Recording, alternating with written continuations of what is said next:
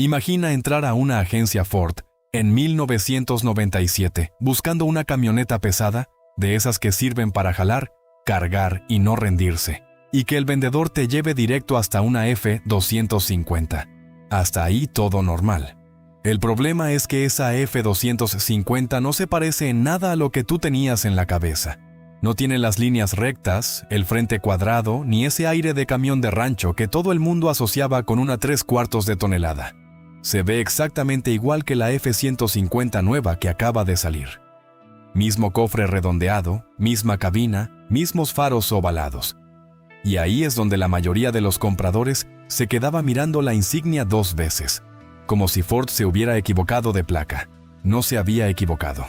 Lo que tenías enfrente era una de las camionetas más raras que Ford construyó en toda su historia, una F-250, que por fuera era una F-150 disfrazada, y por dentro escondía piezas que no tenían nada que ver con una camioneta familiar.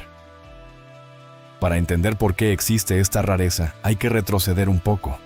A mediados de los 90, Ford tenía un plan ambicioso: rediseñar por completo la F-150 desde cero, algo que no hacía desde finales de los 70. Querían dejar atrás la carrocería angulosa y curtida de las generaciones anteriores y entregar algo más aerodinámico, más silencioso, más cómodo. Una camioneta pensada ya no solo para el rancho o la obra, sino para la familia que la manejaba todos los días como si fuera un sedán grande. El rediseño llegó, y con él llegó también el problema. La nueva F-150 se sentía suave, casi delicada comparada con lo que Ford vendía antes. Y mientras esa transformación ocurría, la verdadera sucesora pesada, la Super Duty que todo mundo esperaba, todavía no estaba lista para salir a producción. Ford tenía compradores que necesitaban jalar remolques, cargar herramienta, mover peso real, y no tenía todavía el producto adecuado para dárselos. Entonces alguien dentro de Ford tomó una decisión que hoy sigue pareciendo casi desesperada, pero que en su momento fue pura supervivencia comercial: tomar la carrocería de la F-150 nueva, la misma piel suave y redondeada que tanto dividió opiniones, y meterle debajo componentes de camión de trabajo, un chasis reforzado, una suspensión más robusta, un sistema de enfriamiento capaz de aguantar más calor del que cualquier F-150 normal necesitaría jamás. Y ahí nace la pieza que más delata a esta camioneta, la que cualquier conocedor busca primero cuando quiere identificar una de estas: las ruedas. Mientras la F-150 usaba 5 birlos y la verdadera Super Duty que vendría después usaría 8, esta F-250 de transición se quedó con 7. Un número extraño, casi incómodo, que no compartía con ninguna otra camioneta de la marca en ese momento.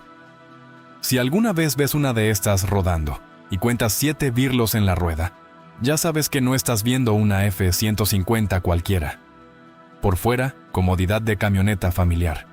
Por dentro, un eje trasero semiflotante Sterling, capaz de cargar mucho más peso del que su apariencia prometía. Una camioneta que mentía con la mirada, pero que no mentía con lo que realmente podía hacer. Lo curioso de esta historia es que casi nadie planeó que se volviera memorable. Nadie en Ford imaginó que, décadas después, la gente seguiría hablando de esta camioneta como una rareza de culto. Para la empresa, en su momento, era simplemente un parche, una solución de emergencia para cubrir un hueco en el catálogo mientras terminaban de desarrollar algo mejor. Y sin embargo, ese parche terminó revelando algo mucho más interesante sobre cómo funciona realmente una industria bajo presión. Piensa en la posición en la que estaba Ford.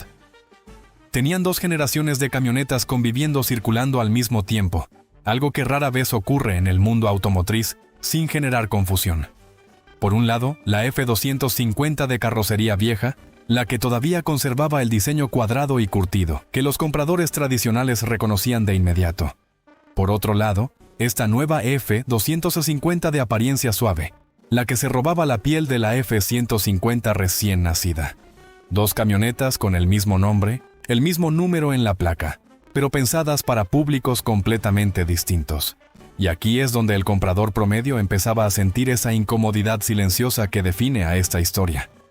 Llegabas a la agencia sabiendo que necesitabas una 3/4 de tonelada, y de repente te encontrabas frente a Dos versiones que competían entre sí sin que nadie te explicara bien la diferencia. Una se veía como el pasado, curtida, probada, conocida. La otra se veía como el futuro, pero un futuro que muchos compradores todavía no estaban listos para confiar. Los vendedores de la época cuentan algo parecido en foros y publicaciones antiguas. Mucha gente, al ver la nueva F250 con cara de F150, simplemente decidía comprar la versión vieja antes de que se agotara. Preferían quedarse con lo conocido, con esa carrocería curtida que llevaba años demostrando que podía aguantar castigo, en lugar de arriesgarse con una camioneta que parecía, por fuera, demasiado cómoda para el trabajo pesado. Es una reacción muy humana, en realidad.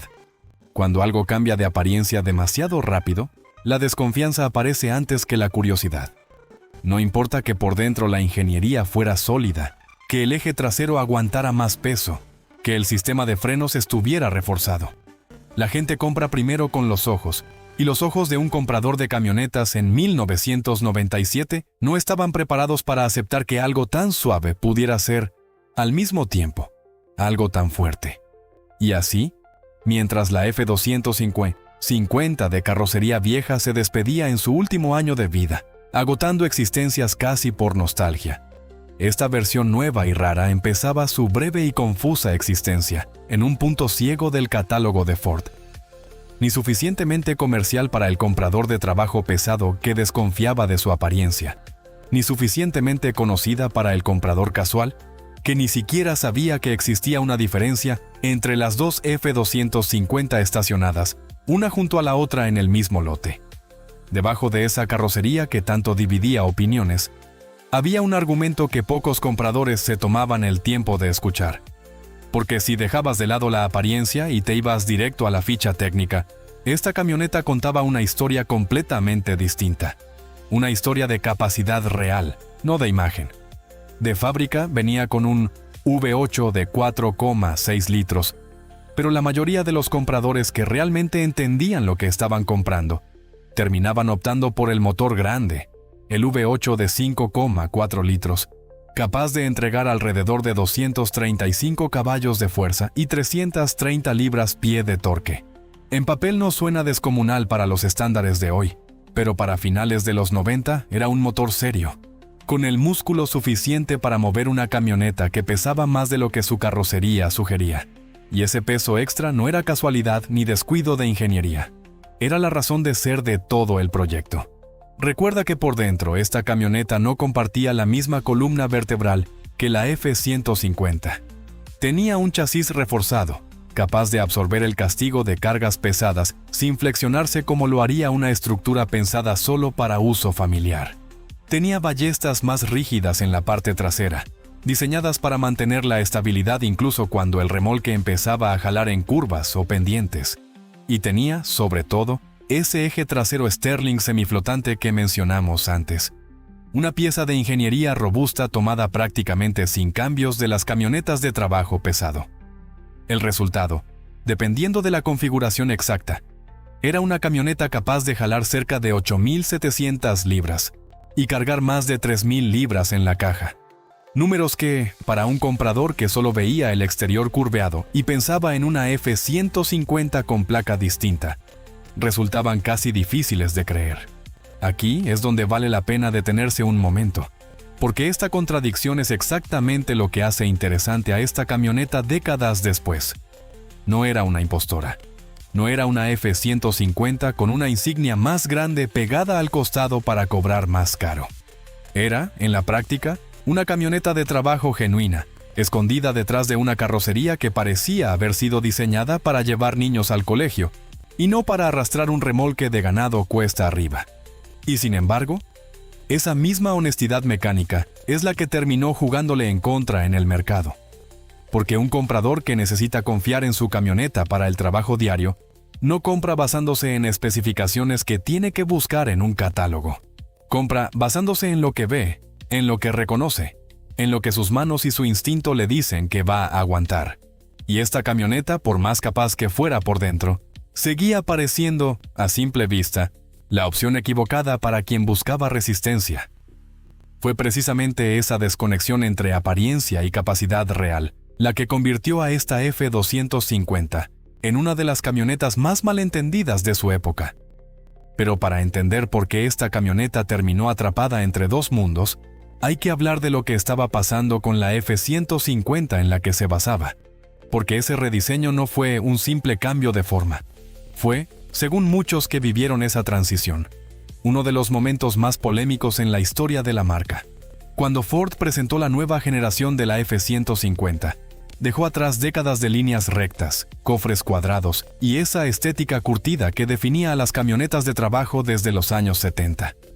En su lugar llegó algo redondeado, aerodinámico, casi futurista para los ojos de la época, y la reacción del público tradicional fue, en muchos casos, de rechazo abierto.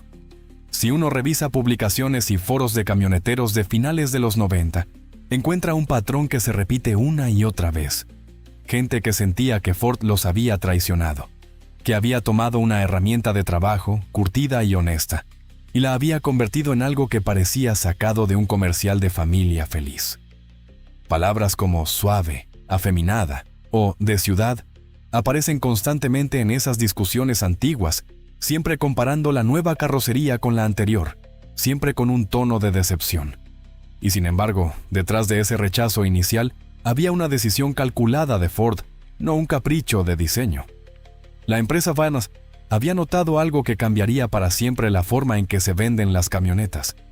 Cada vez más compradores usaban su F-150 como vehículo diario, no como herramienta exclusiva de trabajo. Familias enteras dependían de una camioneta para llevar a los niños, hacer las compras, moverse por la ciudad entre semana. Y esas familias querían silencio, comodidad, una conducción más suave. No estaban dispuestas a sacrificar todo eso solo para mantener una imagen curtida que, en el día a día, no les servía de mucho. Ford apostó fuerte por esa nueva realidad. Y aunque al principio le costó caro en reputación entre los compradores más tradicionales, la apuesta terminó siendo, con el tiempo, absolutamente correcta. La nueva F-150 se convirtió en una de las camionetas más vendidas de su era. Y ese diseño que tanto dividió opiniones terminó marcando el camino que siguieron prácticamente todas las camionetas modernas después de ella. Más cómodas, más silenciosas, más pensadas para uso diario que para trabajo exclusivo. Pero mientras esa transformación ocurría a nivel de imagen y de mercado masivo, quedaba un grupo de compradores que la nueva filosofía de Ford dejaba desatendidos, quienes seguían necesitando, de verdad, una camioneta capaz de cargar y jalar peso real, sin comprometer capacidad por comodidad. Y fue exactamente en ese hueco, entre la F-150 suave y la Super Duty que todavía no llegaba, donde nuestra extraña F-250 encontró su breve razón de existir. Lo que hacía Ford con esta F-250 disfrazada no era, en realidad, una idea completamente aislada dentro de la industria. Otros fabricantes estaban lidiando con el mismo dilema al mismo tiempo, aunque cada uno lo resolvió a su manera. General Motors, por ejemplo, manejaba una estrategia parecida con sus propias camionetas pesadas. Versiones de trabajo ligero que ocupaban ese espacio incómodo entre una camioneta familiar y una verdadera herramienta de trabajo pesado. La diferencia es que, en el caso de Ford, esa solución terminó siendo mucho más difícil de distinguir a simple vista, porque compartía prácticamente toda la piel exterior con la camioneta familiar de la que supuestamente se diferenciaba. Esa similitud visual tan extrema es, probablemente, la razón por la que esta camioneta se volvió tan confusa, incluso para la gente que trabajaba vendiéndolas. Existen relatos de la época, de dueños que compraron una de estas unidades sin siquiera saber que existía una diferencia real entre la F-250 y la F-150, hasta que empezaron a buscar refacciones.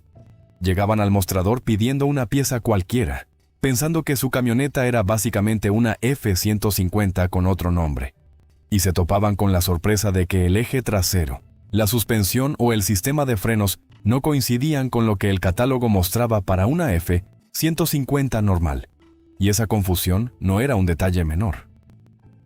Para un dueño de taller, para un mecánico independiente, para cualquiera que tuviera que dar mantenimiento a una de estas camionetas, La ambigüedad se convertía en un dolor de cabeza real. Bastaba con no fijarse en los 7 birlos de la rueda para terminar ordenando la pieza equivocada, perdiendo tiempo y dinero en un error que, en teoría, nunca debería haber existido. Mientras tanto, dentro de Ford, el reloj seguía corriendo. Todo este periodo de camionetas híbridas, de soluciones temporales disfrazadas de producto definitivo, tenía una fecha de caducidad clara: la llegada de la verdadera Super Duty, la camioneta pesada construida desde cero para ese propósito, sin compromisos, sin préstamos de plataforma, sin necesidad de esconder músculo detrás de una carrocería que no fue diseñada para él. Esa Super Duty llegó finalmente en 1999. Y con su llegada, el propósito completo de esta extraña F-250 desapareció de un plumazo. Ya no hacía falta fingir. Ya no hacía falta tomar prestada la piel de una camioneta familiar para ofrecerle a los compradores serios algo con verdadera capacidad de carga. Ford por fin tenía el producto que debía haber tenido desde el principio. Y la solución improvisada que había mantenido el catálogo a flote durante ese periodo de transición simplemente dejó de tener sentido. Fue una desaparición silenciosa, casi anticlimática. No hubo un anuncio especial, ni una despedida sentida para una camioneta que, en su momento, la mayoría de los compradores ni siquiera entendía del todo. Simplemente, un día dejó de aparecer en el catálogo, reemplazada por algo mejor, más honesto con lo que decía ser. Pero la historia no termina exactamente ahí, porque Ford no abandonó del todo la idea que había dado vida a esta camioneta. La resucitó, con otro nombre y otra identidad, apenas un año después de que la Super Duty tomara su lugar. A partir del año 2000, apareció una nueva versión reforzada de la F-150, conocida internamente como la 7700, en referencia directa a su capacidad bruta de peso vehicular. Y si uno se detiene a comparar ambas propuestas, la similitud es innegable. El mismo concepto de tomar una camioneta familiar y equiparla con piezas de trabajo pesado, solo que esta vez sin fingir ser algo que no era. Sin usar el nombre F-250. Sin generar la confusión que había definido a su antecesora. Esa decisión, aparentemente pequeña, dice mucho sobre lo que Ford había aprendido de su propio experimento. La idea de fondo, camioneta cómoda por fuera, robusta por dentro, seguía siendo válida y seguía teniendo compradores interesados. Lo que no funcionaba era la ambigüedad del nombre, esa etiqueta de F-250, que prometía una cosa mientras la carrocería insinuaba otra completamente distinta.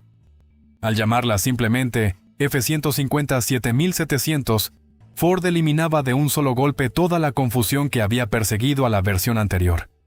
El comprador ya no tenía que adivinar qué estaba comprando. Sabía exactamente que se trataba de una F-150, solo que una versión más capaz, más reforzada, pensada para quienes necesitaban un poco más sin llegar al terreno de una verdadera 3/4 de tonelada. Y así, de manera casi silenciosa, el concepto que había nacido como un parche de emergencia en 1997 se convirtió, unos años después, en un producto mucho más coherente y mejor entendido por el mercado.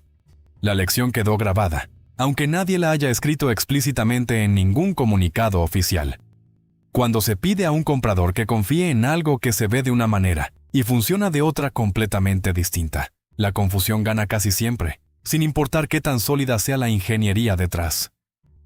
Hoy, más de 2 décadas después, esta F-250 de 1997 a 1999 ocupa un lugar extraño en la memoria de los aficionados a las camionetas Ford. No es tan reconocida como la Lightning, esa versión deportiva y sobrealimentada, que también nació de la misma generación de F-150. No es tan comentada como la Super Duty que terminó reemplazándola. Es, más bien, ese capítulo incómodo que casi nadie recuerda con claridad, pero que sigue apareciendo, de vez en cuando, estacionado en algún lote de usados, esperando a que alguien cuente sus 7 birlos y entienda por fin qué es lo que realmente tiene enfrente.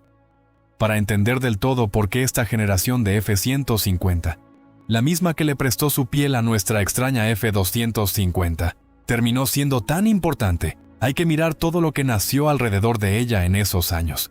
Porque aunque al principio generó rechazo, con el tiempo se convirtió en una de las plataformas más fértiles que Ford haya tenido, dando vida a versiones que hoy son auténticas piezas de colección. La más famosa, sin duda, fue la EVT Lightning, que regresó en 1999 con un V8 de 5,4 litros, sobrealimentado capaz de entregar hasta 380 caballos de fuerza. Para su época, eso la convertía en una de las camionetas de producción más rápidas del mundo, un contraste brutal con la imagen suave, que tanto habían criticado los compradores tradicionales apenas 2 años antes. Es casi irónico, si lo piensas. La misma carrocería que generó tanto rechazo por parecer demasiado cómoda, terminó siendo la base de una de las camionetas más agresivas jamás construidas por la marca. También llegó la edición Harley-Davidson, con pintura negra profunda, rines cromados, interiores de piel, y eventualmente el mismo motor sobrealimentado prestado de la Lightning.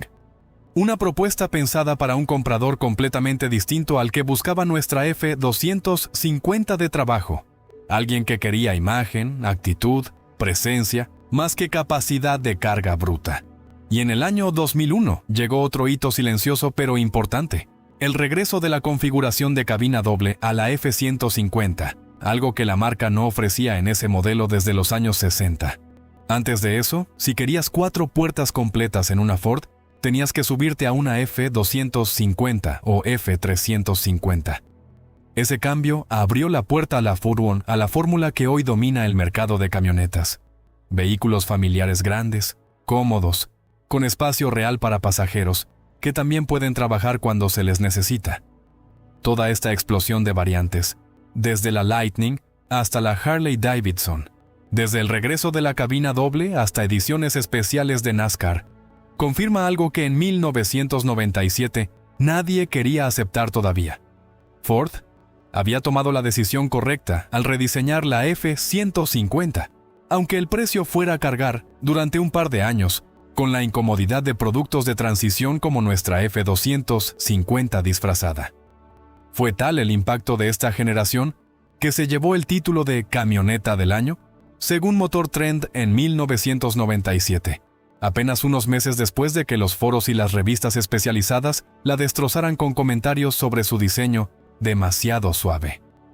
Y cada año, durante toda esta generación, la serie F de Ford vendió cerca de 750,000 unidades o más, cifras que confirmaban, número tras número, que el público en general había aceptado el cambio mucho más rápido que la comunidad más ruidosa y tradicional de aficionados a las camionetas.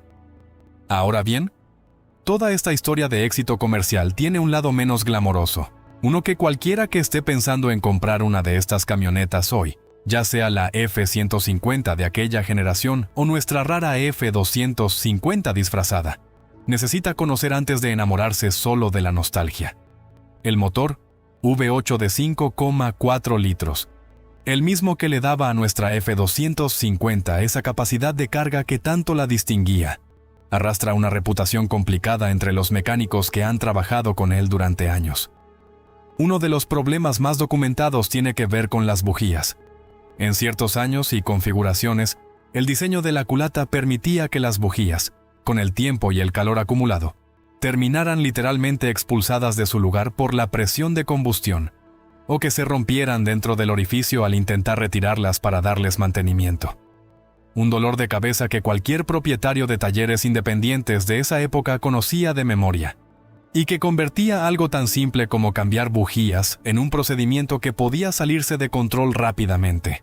A eso hay que sumarle un problema más silencioso pero igual de persistente: el óxido. Estas camionetas, como muchas de su época, no estaban especialmente bien protegidas contra la corrosión, y con los años, especialmente en climas húmedos o donde se usa sal en las carreteras durante el invierno, es común encontrar unidades con problemas serios de óxido en el chasis o en paneles de carrocería. Y luego está el tema del interior, que depende muchísimo de qué versión estás mirando.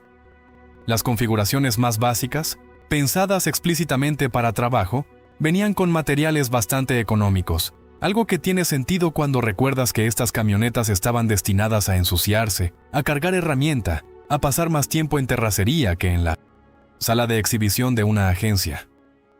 No es necesariamente un defecto, es simplemente una consecuencia lógica de para qué fue diseñada. Pero alguien que busca hoy una de estas unidades como pieza de colección debería tener expectativas realistas sobre lo que va a encontrar del lado del confort. Con todo esto sobre la mesa, ¿vale la pena hoy voltear a ver esta generación? Y en especial esta rara F250 escondida bajo la piel de una F150? La respuesta honesta es que depende completamente de lo que busques. Si quieres una pieza curiosa de la historia de Ford, un capítulo de transición que casi nadie recuerda con claridad, esta camioneta tiene un valor casi arqueológico. Si lo que buscas es una herramienta de trabajo confiable para el día a día, probablemente encontrarás opciones más modernas y menos propensas a dolores de cabeza mecánicos. Pero para quien realmente entiende de dónde viene esta camioneta, para quien sabe contar 7 birlos en una rueda y reconocer lo que eso significa, esta F250 sigue siendo una de las piezas más fascinantes y menos entendidas de toda la historia reciente de Ford. Hay algo particularmente revelador en cómo esta historia se repite, con variaciones, a lo largo de toda la industria automotriz. Cada vez que un fabricante decide dar un salto grande en diseño, cada vez que se atreve a romper con la fórmula que sus clientes más fieles reconocen de memoria, aparece un periodo incómodo de transición. Un momento en el que la empresa todavía no puede ofrecer la versión completa y definitiva de su nueva visión, pero tampoco puede quedarse parada esperando a que todo esté listo. Y en ese espacio intermedio, casi siempre, nacen productos como esta F250, soluciones improvisadas, hechas con las piezas que ya existían, cosidas juntas, con la esperanza de que nadie se dé cuenta de las costuras. Lo fascinante es que, casi siempre, alguien sí se da cuenta. Los compradores de la época notaron la rareza de esta camioneta casi de inmediato, aunque muchos no tuvieran las palabras exactas para explicar qué era lo que la hacía diferente. Sentían que algo no encajaba del todo, que había una desconexión entre lo que veían y lo que la placa en la puerta les decía que estaban comprando. Y esa sensación de desconfianza instintiva, multiplicada por miles de compradores en cientos de agencias por todo el país, terminó siendo la razón principal por la que esta camioneta jamás alcanzó el reconocimiento ni las ventas de sus hermanas más definidas.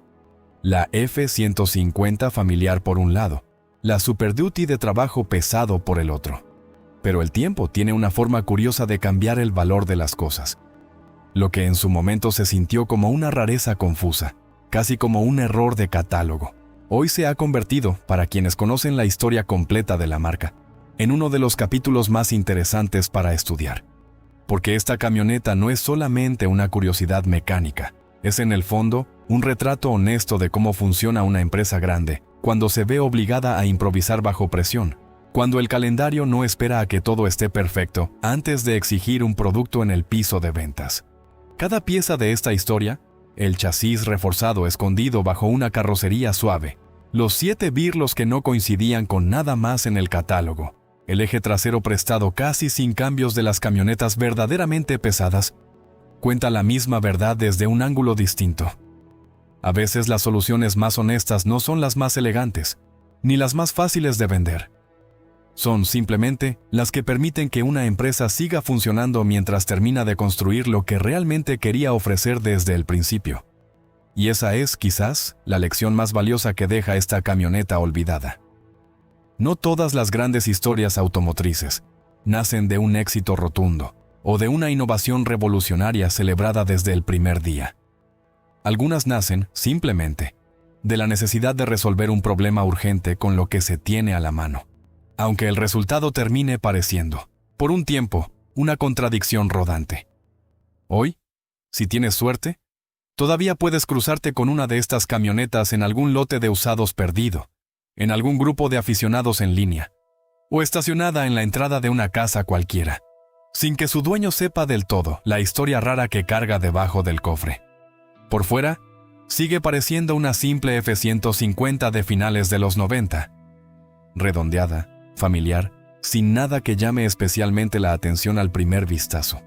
Pero ahora, tú sabes lo que la mayoría de la gente que pasa junto a ella nunca notará, que si te agachas y cuentas los birlos de la rueda, y encuentras 7 en lugar de 5, estás frente a una de las piezas más extrañas y menos entendidas de toda la historia reciente de Ford.